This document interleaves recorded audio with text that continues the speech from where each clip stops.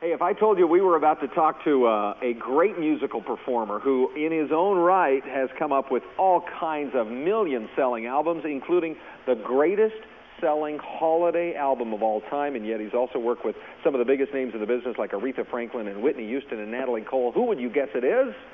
Elton John? It's Kenny G. Oh, hey. Yeah, it is you. I would have said Elton John or Paul McCartney. Yeah.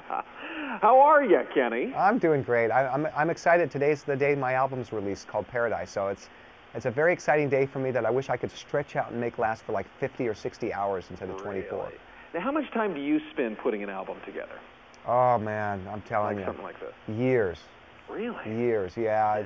I believe me, I wish I could just whip it together in a couple weeks. And but you know, I take everything so personally, and because I write my music and I produce, and so every note, every drum part, every keyboard part, every string part, every saxophone line, it's got to just be all, you know.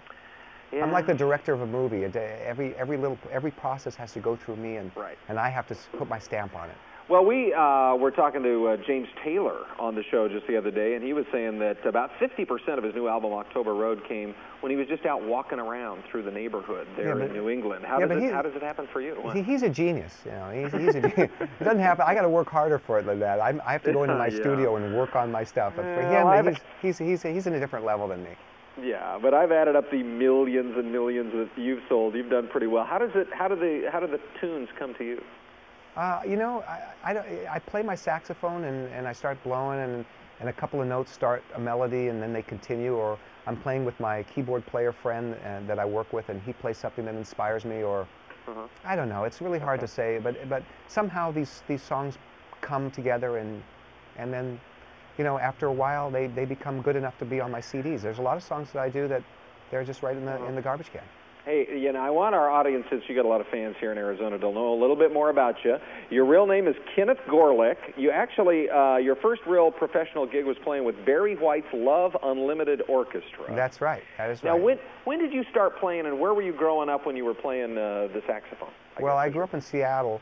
Went through the public school system, and when Barry White came through Seattle, my high school band teacher somehow knew the guy that was getting all the musicians to back him up, because they brought a rhythm section, but they needed horns, and he thought that I would be the perfect guy to play with Barry White's band during that weekend, and that's how I got my first professional start.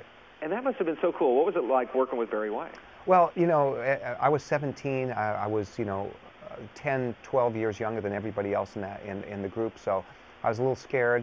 I wasn't sure I could handle the gig. You know, it's a lot of sight reading. You got to read the music, play, improvise. You know, and then first time actually like being on a big stage in a professional atmosphere, I was excited and nervous, and although I got a lot of solos, and Barry White turned around, gave me nice accolades during the concert. So that's great. I went back to high school as a big hero on Monday, because a lot of my friends went to the concert. So, you know, it really did change my life.